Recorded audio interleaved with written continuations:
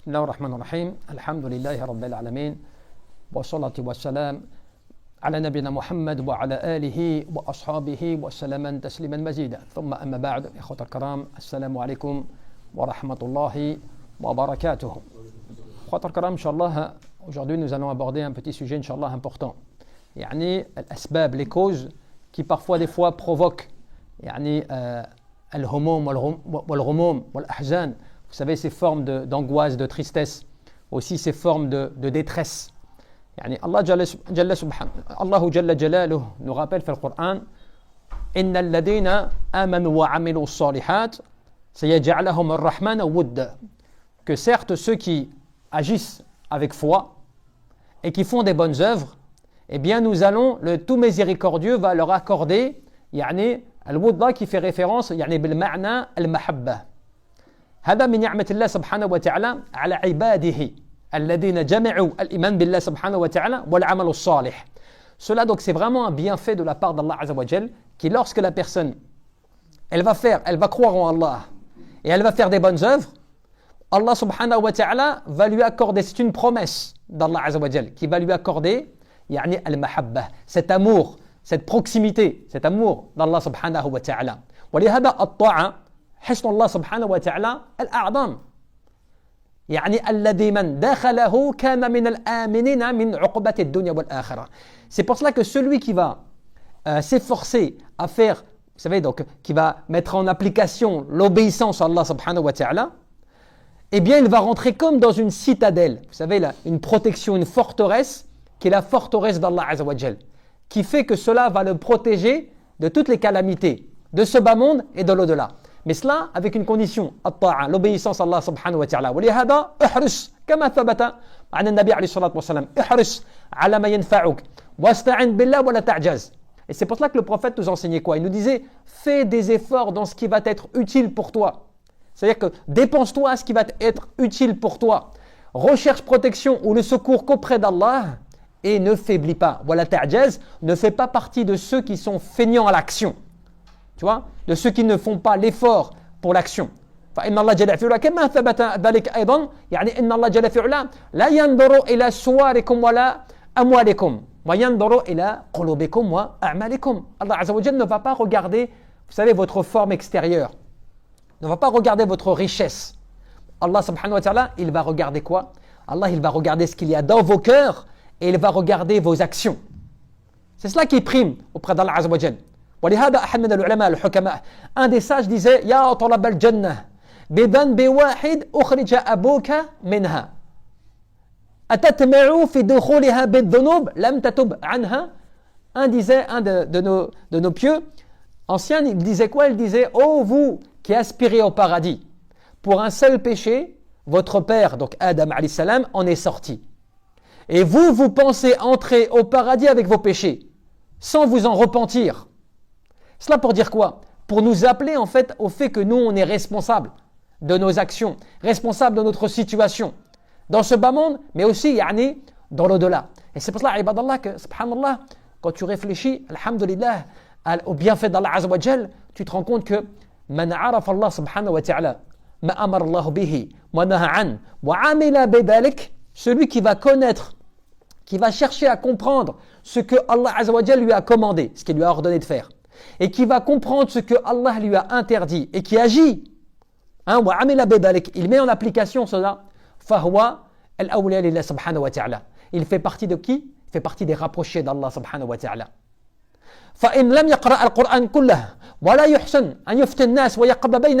Même si il ne lit pas le Coran en entier, hein, même si il n'excelle pas dans les avis religieux, même si ce n'est pas, comme on dit, quelqu'un qui est extrêmement pieux, il fait partie de min awliya illa subhanahu wa ta'ala. Man kana mukhlisan fi يعني في أعمال الدين فيعملها الله عز وجل يعني فإنه كان من أولياء الله سبحانه وتعالى المتقين أهل النعيم المقيم. Celui ainsi qui va être sincère. L'essentiel c'est quoi pour nous? C'est de nous dire ce que je fais, même si c'est un petit peu qalil, c'est un petit peu, ce n'est pas beaucoup, mais ce que je fais, je le fais sincère. Ça va m'enlever mes soucis. Ça va me rapprocher d'Allah. Allah, il va me protéger. Allah, il va m'entrer dans sa demeure, dans sa citadelle, dans sa forteresse, auquel je vais être protégé des attaques de l'extérieur. tu vois, des wasawis, tu vois, des ambiguïtés que Shaitan vient provoquer, des êtres humains, tu vois, des djinns min al-ins, tu vois, des fois des djinns parmi les êtres humains qui viennent aussi te causer du tort. Eh bien, toi, tu es protégé par rapport à cela, subhanallah. Cela par le bienfait d'Allah Azza wa Jal. وَلِهَذَا فَإِنَّ الْإِنسَانِ إِذَا قَرَأَ الْقُرْآنَ وَتَدَبَّرَ كان من يعني أقوى ذلك كان من أقوى الأسباب المانعة التي يعني له من المعاصي أو بعضها. Celui qui va donc ainsi se concentrer, qui va lire le Coran, qui va essayer de le méditer, tu vois, eh bien, à travers cela, il va trouver l'une des plus grandes forces, l'un des plus grands moyens qui va lui permettre, qui va l'empêcher de commettre des péchés ou certains d'entre eux.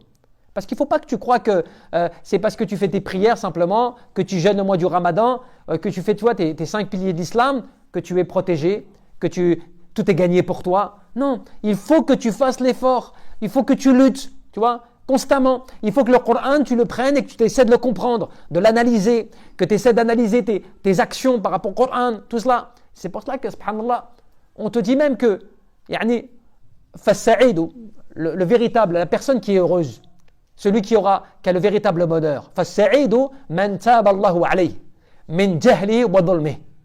C'est celui à qui Allah subhanahu wa ta'ala a pardonné quoi? Son ignorance et son injustice. Lorsque Allah azza wa jal a pardonné, t'a pardonné ce que toi tu as comme ignorance, parce qu'on est tous ignorants, ce que nous on a comme ignorance et ce que nous on commet comme injustice, si Allah subhanahu wa ta'ala te pardonne cela, eh bien tu as gagné. Tu as véritablement gagné auprès d'Allah Azza wa Jal. Pourquoi? Parce que dans le Coran, Allah Azza wa Jal, qu'est-ce qu'il te dit? L'être humain, il est incontestablement ignorant et injuste. Tu es injuste vis-à-vis de toi-même, injuste vis-à-vis de ta propre personne. Et donc tu as besoin d'implorer et de demander à Allah Azza wa Jal qu'il te pardonne tes péchés, qu'il te guide, qu'il t'accorde plus de science. Pourquoi dans le Coran, regardez bien, dans le Coran, Allah subhanahu wa ta'ala ne t'a pas demandé d'augmenter une chose de ce bas monde, minad dunya, de ce bas monde, il ne t'a pas demandé d'augmenter une chose, si ce n'est quoi? Al-ilm. Rabbi zidni ilma. Allah, il ne te dit pas, Rabbi zidni mali. Oh Allah, oh, augmente ma richesse. Wallah, augmente ma force. Wallah, Allah, il te demande en Coran de l'invoquer en demandant quoi? En demandant qu'il t'augmente la science. Parce que tu as besoin d'augmenter ta connaissance. Sans ta connaissance, tu ne sais rien. Rappelez-vous, al-malaika, les anges. Lorsque Allah Jalla fi'ala a demandé que les anges se prosternent, tu vois, et que Allah Jalla fi'ala, quand les anges se sont étonnés, mais pas étonnés par le fait qu'ils refoulaient l'ordre d'Allah Jalla fi'ala, ils s'étaient étonnés que Allah Azza wa Jal khalaqa Adam alayhi salam, qu'il crée Adam, un être humain, parce que eux, ils étaient voués à l'adoration. Eux, ils ne faisaient que adorer Allah subhanahu wa ta'ala sans cesse. Et donc ils n'ont pas compris sur le moment, ils voulaient savoir pourquoi Allah subhanahu wa ta'ala va créer une créature qui va désobéir ou qui va commettre des péchés, et ils ne comprenaient pas.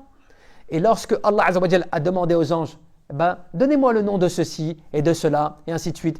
Allah Jalla fi'ala, allamahu, Adam alayhi salam, il a enseigné à Adam tous les noms.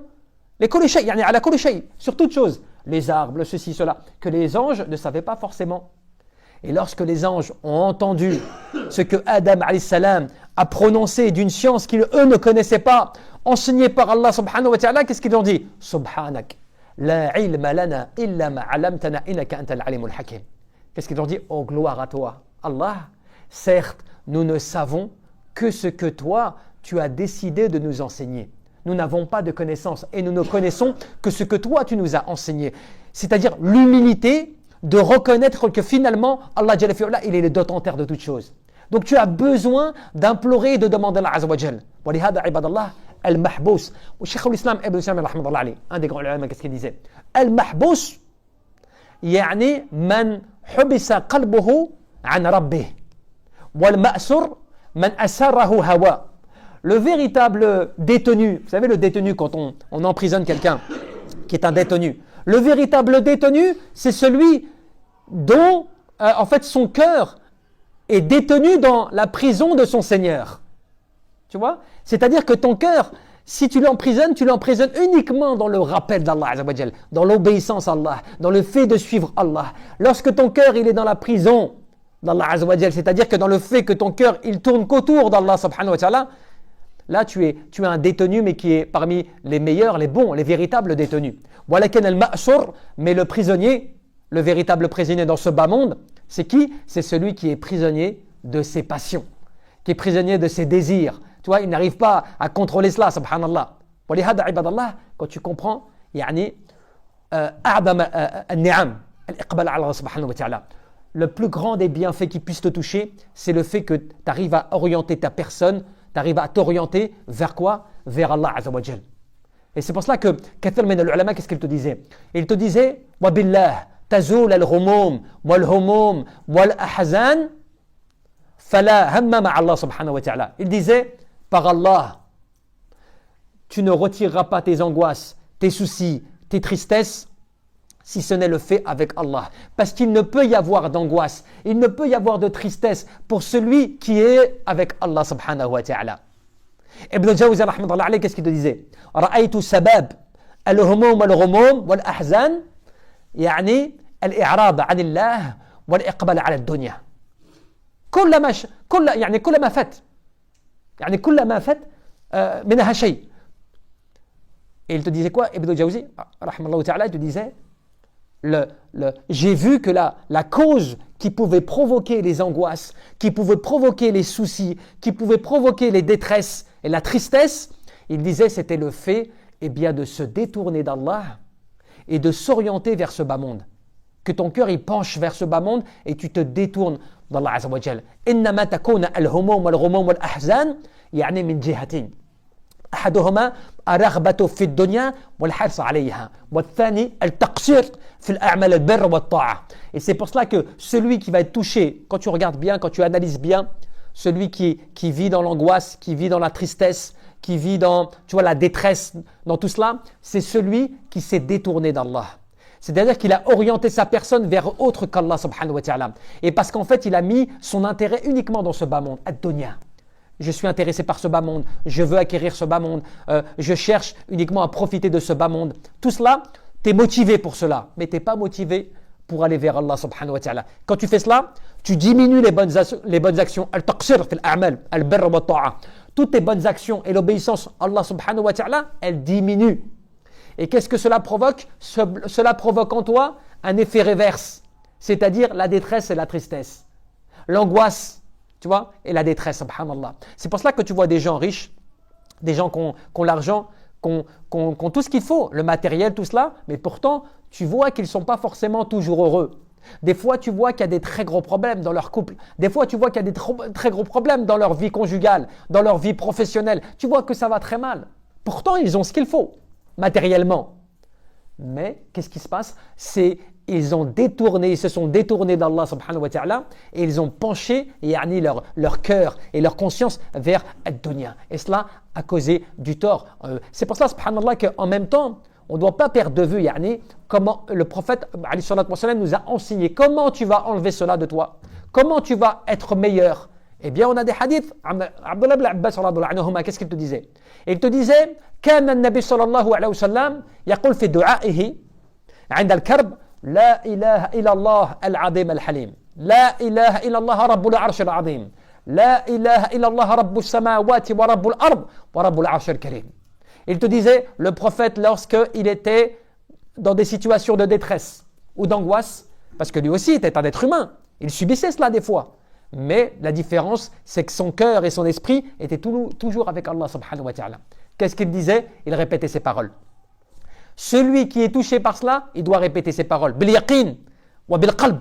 Ton cœur et la certitude, elle est dans ses paroles. Tu es convaincu qu'en prononçant ces paroles, eh bien Allah Jalla fi'ala va t'enlever ses angoisses, va t'enlever ses tristesses, va t'enlever, tu vois, cette détresse. C'est comme cela que Asma bint Umays radhiyallahu anha قالت علمني يا رسول الله صلى الله عليه وسلم كلمات أقولهن عند الكرب. Elle-même disait, certes l'envoyé d'Allah m'a enseigné des paroles qu'il fallait que l'on répète lorsqu'on était touché par l'angoisse ou bien la détresse. Qu'était-elle? Il disait Allahu Allah la ushriku bihi shay'a. Simplement cette petite parole. Walakin, il faut que tu le dises avec certitude. Il faut que tu dises avec conviction. Il faut que tu sois certain que c'est Allah subhanahu wa ta'ala qui détient les cœurs. Et tu verras que Allah Azza wa Jal va t'enlever cela de ton cœur, va t'enlever cela de ta vie, subhanallah. Et quand tu réfléchis sur ces paroles à chaque fois, est-ce que tu as remarqué qu'à chaque fois, c'est quoi? À chaque fois, tu reviens à l'unicité d'Allah. C'est vrai ou pas? La ilaha illallah, al-adim al-halim, la ilaha illallah, rabbul arsh al-azim. Ou bien, Allahu Allah, la ushriku bihi shay'an. Allah par deux fois, je n'associe rien à mon Seigneur. Tu reviens toujours à quoi? At-tawhid, l'unicité d'Allah subhanahu wa ta'ala. Tu te rends compte que c'est cela qui te sauve. Un des ulama te disait, Man kathra min al-ghulum wal-humum, al-ghumum wal-humum, فيكثر من قول لا حول ولا قوة إلا بالله. والعلماء الحديث ماذا يقولون في هذا الحديث في هذه الكلمة؟ يعني لا تحول لعبد، يعني من حال إلى حال، من حال إلى حال إلا قوة له على ذلك بالله سبحانه إلا بالله سبحانه وتعالى. Il te disait, lorsque tu vois que tu es pris par les angoisses, que tu es pris par la tristesse, que tu es pris par cela, multiplie la parole, la hawla wa la quwwata illa billah. Il n'y a de force et de puissance que Allah subhanahu wa ta'ala.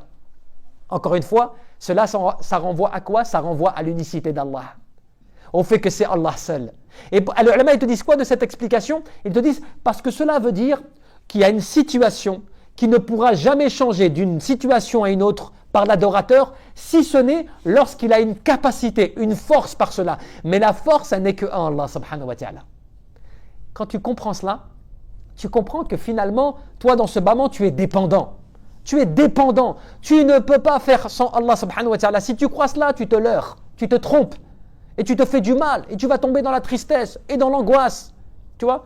Tu vas plus savoir comment faire, subhanallah. Regardez, subhanallah, les compagnons. As-sahaba. Un d'entre eux, Abu Dharr al-Ghifari, un des grands compagnons, qu'est-ce qu'il disait? Un jour, à une expédition, l'expédition de Tabouk, qui était une expédition, qui était une grande expédition, que le prophète sallallahu alayhi wa sallam a dû faire avec ses compagnons alors que c'était en situation de chaleur, difficile. Et il a dû partir avec ses compagnons. Donc il a appelé ses compagnons à se préparer.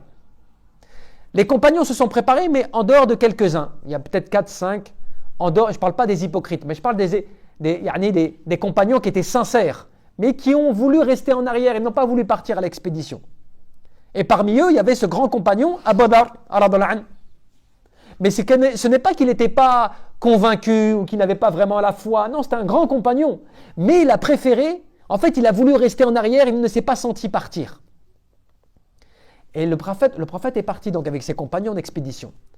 Mais bien plus tard, après qu'il soit parti, il s'est remis en cause et il s'est dit non, il faut que j'y aille. Je ne peux pas rester comme cela à Médine alors que le prophète est parti. Il ne se sentait pas bien, tu vois, à rester comme cela à Médine. Donc il est parti, bon gré mal gré. Et les compagnons, à un moment, parce que je vous passe les détails, les compagnons ont vu cet homme, donc ce sahabi, arriver de loin sur son chameau. Mais lui, il avait pris beaucoup de retard parce que son chameau, il l'avait chargé de bagages. Il était chargé. Et donc il avait pris beaucoup de retard. Et les compagnons, à un moment, au bout de quelques jours, ils voient cet homme arriver de loin. Et ils préviennent le prophète, Ya Rasulallah, il y a un homme qui vient de loin qu'on voit arriver. Et le prophète lui dit, eh bien ça doit être sûrement Abu Dharr. Et les compagnons, ils ne savaient pas encore pour l'instant. Donc ils ont commencé à concentrer leur regard, à regarder de loin, en attendant qu'ils se rapprochent, pour voir vraiment. Et puis ils disent, Ya Rasulallah, tu as raison, c'est bien Abu Dharr. Le prophète avait déjà su cela avant. Il dit, oui, certes, il a pris du retard. Mais regardez ce qu'il dit de lui. Il dit, Arahamahallah Abu Dharr. Que Allah fasse miséricorde à Abu Dharr. Yamshi, wahda, wa yamut wahdahu, wa yub'ath wahda. C'est un homme qui marche tout seul, il mourra tout seul, et il sera ressuscité tout seul. Et les compagnons, tu vois, se sont étonnés de cela. Et bien plus tard, des années après la mort du prophète, eh bien, Abu Dharr s'est retrouvé dans une contrée géographique avec son épouse, seul. Il est tombé malade à cet endroit-là. Sa femme s'est mise à pleurer. Elle pleurait.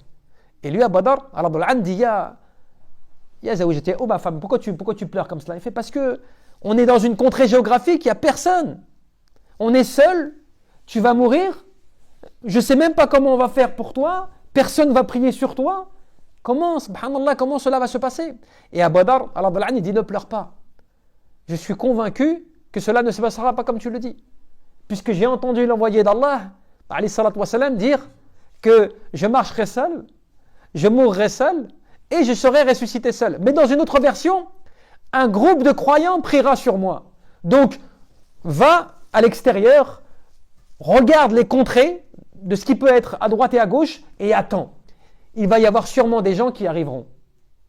Et donc sa femme, toujours, elle sort, elle va à l'extérieur et elle attend, elle scrute comme ça de droite à gauche et elle voit au loin un groupe de personnes qui arrivent, subhanallah. Donc elle fait des gestes, elle appelle, ces gens-là arrivent jusqu'à lui. Il lui dit, qu'est-ce qui t'arrive, qu'est-ce qu'il en est? Elle fait, voilà, il y a mon mari qui est à l'intérieur de cette pièce, il est là, il va mourir, il est moribond, il va mourir. Et donc, est-ce que vous pourriez vous occuper de lui? Nous n'avons rien, ni de quoi l'ensevelir, ni il n'y a personne pour nous aider, on est seul. Subhanallah. Et ils disent, qui c'est? Comment est-ce qu'il s'appelle? Ils disent, c'est Abu Dhar al-Ghifari. Donc, cet homme-là. Et eux, ils disent, le compagnon du prophète, parce qu'ils le connaissaient, il était marouf, il était connu. Ils disent, oui, c'est bien lui. Il fait Subhanallah. Donc, ils se sont mis à se rendre compte de cela, ils se sont occupés de lui.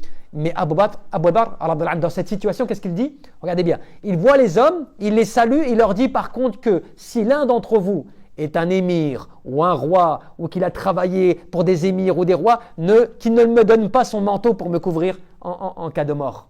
Je veux avoir sur moi le vêtement que d'une personne qui n'a rien à se reprocher ou qui n'a rien de leur relation avec cela, parce qu'il avait peur, subhanallah, de l'injustice. Que si une personne qui aurait commis une injustice ou qui aurait peut-être même abusé des gens, je ne sais quoi, qui aurait eu un vêtement sur lui qui ne serait peut-être pas licite. Il ne voulait pas être enseveli avec cela, subhanallah. Donc il y a un homme parmi eux qui dit, oui, moi, je suis un jeune, je ne suis rien dans ma vie, c'est-à-dire je suis qu'un simple serviteur d'Allah Azza wa Jal, j'ai mon manteau que je te donne. Et ils l'ont enseveli avec cela.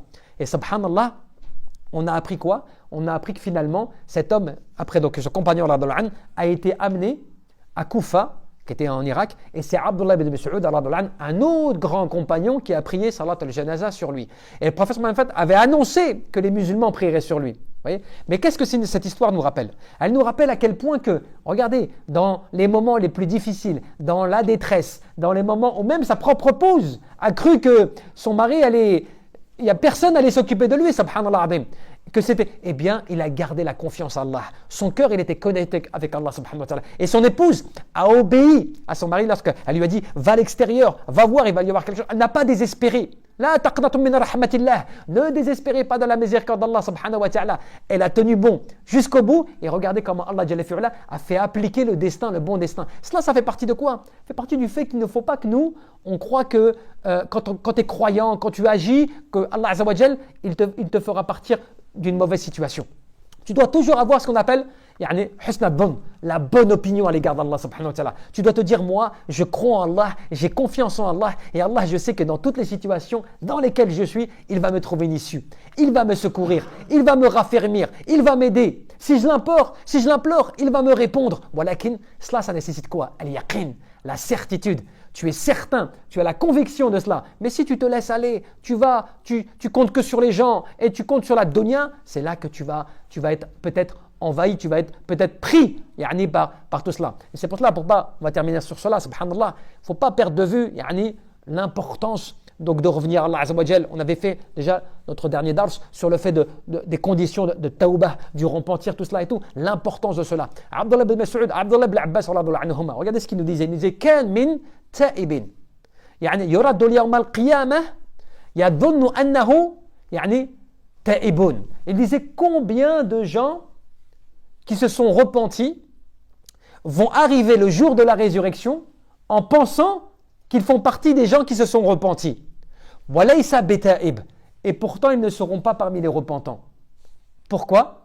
Annahu la yuhkam abwab at-tawbah. Pourquoi? Parce qu'ils n'auront pas respecté, si l'on peut dire, les portes ou les conditions du repentir. C'est pour cela que c'est important que nous, on s'informe, tu vois, on s'intéresse à notre religion, on cherche à comprendre comment se faire pardonner par Allah, quels sont les meilleurs moyens, qu'est-ce qu'il faut que je mette en application, tout cela. Parce que des fois, tu vas vivre dans une situation, toi tu crois que tu es bien, toi tu crois que tu as fait le bien, toi tu crois que tu es quelqu'un de juste, toi tu crois que tu es quelqu'un de bon, mais tu ne sais pas auprès d'Allah subhanahu wa ta'ala comment est-ce que tu es. Donc c'est pour cela que tu vas multiplier al-istighfar, la demande de pardon, que tu vas multiplier at-tawbah. Et c'est pour ça qu'Ibn al-Qayyim te disait, l'homme bon, L'homme qui est intelligent, celui qui réfléchit comme il faut, il disait, celui-ci, tous les jours, avant de se coucher, il doit faire un bilan sur sa personne, sur lui-même. Et il doit, avant de s'endormir, faire at-tawbah, se repentir à Allah Azza wa Jal. Comme cela, s'il meurt dans la nuit, Inch'Allah, il sera parmi les repentants. Et s'il ne meurt pas, le lendemain, il va se rappeler la veille, tout ce qu'il a manqué, tout ce qu'il n'a pas fait pour le faire. Parce qu'il aura fait un bilan sur lui-même. وَلِهَذَا الْمُسْلِمَ الْمُؤْمِنِ الْكَيِّسِ الْعَقِلِ مِنَ الْمُسْلِمِينَ. Parmi ceux qui sont intelligents, les croyants qui réfléchissent, لَا يَحْتَقِرُ شَيْئًا مِنْ أَعْمَلِ الْبِرِّ وَالطَّاعَةِ. فَرُبَّمَا غَفَرَ لَهُ بِأَقَلِّهَا. Celui qui est intelligent, celui qui va réfléchir, il ne va pas délaisser même une petite action. Tu sais, une petite œuvre, une bonne œuvre que tu peux faire, tu ne vas pas la délaisser. Parce qu'il se peut que Allah subhanahu wa ta'ala, il va te pardonner par la plus petite de tes œuvres. La plus petite des actions que tu auras faites, c'est celle-ci qui va utiliser Allah subhanahu wa ta'ala pour te pardonner l'ensemble de tes péchés. Tu ne dois jamais négliger, subhanallah, ne serait-ce une petite action. Rappelle-toi quand Allah Jalla fi'ala te dit Ya ayyuhalladhina amanu hal adullukum ala tijaratin tunjikum min adabin alim tu'minuna billahi wa rasulih wa tujahiduna fi sabilillah bi amwalikum wa anfusikum dhalikum khairun lakum in kuntum ta'lamun. Ô vous les croyants, ô vous les porteurs de la foi, voulez-vous que je vous informe? C'est Allah subhanahu wa ta'ala, regardez bien dans ce verset, il nous parle de quoi? Tijara, un commerce. Il nous dit voulez-vous un commerce? Voulez-vous une transaction? Donc cela veut dire avec Allah subhanahu wa ta'ala, dans laquelle il va vous protéger du châtiment de l'au-delà. Donc c'est une interrogation. Mais pourquoi? Allah il nous réveille, Allah il nous secoue. Est-ce que vous voulez cela qui va vous protéger? Et il nous dit quoi? Croyez en Allah et luttez avec vos biens et vos personnes. Et dans quel sens? Dans le sens où toi tu vas faire les efforts, tu vas agir, tu vas te dépenser, tu vas dépenser pour Allah subhanahu wa ta'ala. Et Allah il te dit quoi? Et il te dit grâce à cela, Allah il va vous pardonner vos péchés et bien sûr il va vous faire entrer au paradis et ainsi de suite jusqu'à la fin du verset. C'est pour ça, subhanallah, ibadallah, l'importance d'analyser les causes qui provoquent des fois le mal, les causes qui provoquent l'angoisse et la tristesse, les raisons, tout cela parce que c'est cela qui nous affaiblit dans les actions. وَكَانَ الْمُخْلِص فَكَانَ مخلصا لله سبحانه وتعالى في أعمال الدين يعملها الله سبحانه وتعالى. Le sincère, celui qui se voue pour Allah subhanahu wa ta'ala, il doit agir dans sa religion, dans son din, en étant au maximum sincère vis-à-vis d'Allah subhanahu wa ta'ala. Et Allah Jalla fi'ala, croyez-moi, jamais il ne va pas t'aider, il ne va pas te donner plus de force, il ne va pas t'assister si toi tu veux te rapprocher de lui. Allahu a'lam, wa sallahu tabaraka wa ta'ala أن يرزقنا الإخلاص في القلب والعمل والنية. اللهم نسألك الهدى والتقى والعفاف والغنى والسداد. اللهم ربنا لا تزغ قلوبنا بعد إذ هديتنا وهب لنا من لدنك رحمة إنك أنت الوهاب. اللهم نسألك علما نافعا ورزقا طيبا وعملا متقبلا لا إله إلا أنت سبحانك إن كنا من الظالمين. اللهم ربنا آتنا في الدنيا حسنة وفي الآخرة حسنة وقنا عذاب النار. وصلى الله وسلم وبارك على عبدك ورسولك محمد. بارك الله فيكم، غفر الله لي ولكم، والسلام عليكم ورحمة الله.